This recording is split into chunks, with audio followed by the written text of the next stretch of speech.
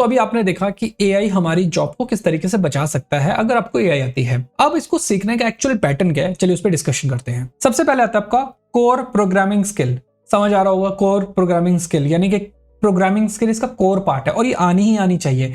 तो इसमें कौन सी प्रोग्रामिंग लैंग्वेज यूज की जाती है? इसमें यूज किया जाता है पाइथन। पाइथन ही क्यों? क्योंकि पाइथन एक ऐसी प्रोग्रामिंग लैंग्वेज है जो एआई और एमएल में दोनों में यूज होती है, क्योंकि इसके अंदर लाइब्रेरीज होती हैं, जैसे पांडास होगी, नमपाई होगी, सब तरह की लाइब्रेरीज होने के कारण ये सबसे ज्यादा यूज की जाती है। अब इसमें सीखोगे क्या? इसमें सबसे पहले आप वेरिएबल्स बनाना, लूप्स बनाना, फंक्शन कैसे यूज होते हैं, फिर फाइल हैंडलिंग कैसी होती है कि CSV, JSON टाइप की फाइल को हम किस तरीके से हैंडल कर पाएंगे।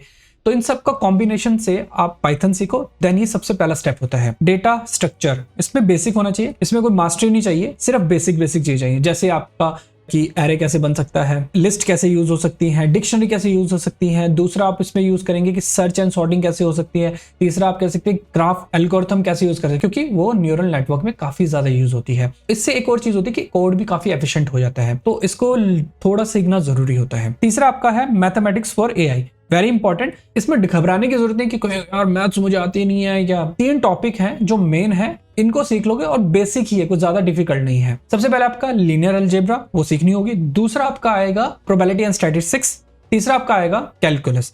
इन सबको सीखकर फिर आप नेक्स्ट स्टेप पे जाएंगे, वो है आपका डेटा हैंडलिंग एनालिसिस। अब इसमें क्या होगा, इसमें जैसे लाइब्रेरीज है, लाइब्रेरीज को यूज करना होगा, लाइक पांडास जो आपकी डेटा क्लीनिंग के लिए यूज की जाएगी। दूसरा आपका हो गया मैटप्लॉटलिब जो आपका विजुअलाइजेशन के लिए यूज किया जाएगा। तीसरा हो गया नमपाई। नमपाई बेसिकली वो न्यूमेरिकल वैल्यूज को रिप्रेजेंट करने के लिए यूज किया जाता है। इसमें ये सब चीजें इंक्लूड होती हैं, तो ये सीखना जरूरी होता है। अब आते हैं मशीन लर्निंग फंडामेंटल्स पे। इसमें क्या करते हैं, इसमें आपका सुपरवाइज और अनसुपरवाइज डेटा को समझा जाता है। कॉमन एल्गोरिथम को यूज किया जाता है, जैसे linear regression, decision tree, KNN, SVM और रैंडम फॉरेस्ट। इसके अलावा ओवर फिटिंग हो गया, अंडर फिटिंग कैसे होती है, क्रॉस वैलिडेशन कैसे होती है, तो ये सब चीजें इसमें कवर आउट होती है। 6 वन इज डीप लर्निंग। अब इसमें क्या होता है एक्चुअल में, इसमें आप फ्रेमवर्क्स यूज करोगे जैसे टेंसरफ्लो या पाइटॉर्च। आप न्यूरल नेटवर्क्स में CNNS, RNNS या ट्रांसफॉर्मर यूज करोगे। 7 जो है वो आपका प्रैक्टिकल टूल्स एंड इकोसिस्टम्स। अब इसमें क्या होता है एक्चुअली, समझ आ रहा है प्रैक्टिकल करना। प्रैक्टिकल कैसे करोगे, तो आपको कुछ ना कुछ यूज टूल्स होने चाहिए। जैसे जुपिटर नोटबुक यूज कर सकते हो, गूगल कोलैब यूज कर सकते हो, गिट यूज कर सकते हो,